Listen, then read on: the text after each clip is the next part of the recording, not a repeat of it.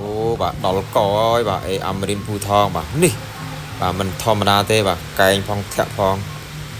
bà lên chư chư bà chúng mình đừng có la coi chân để ta mặt tật thế bà Amarin Phu Thong nè bà bỏ một cái phăng ô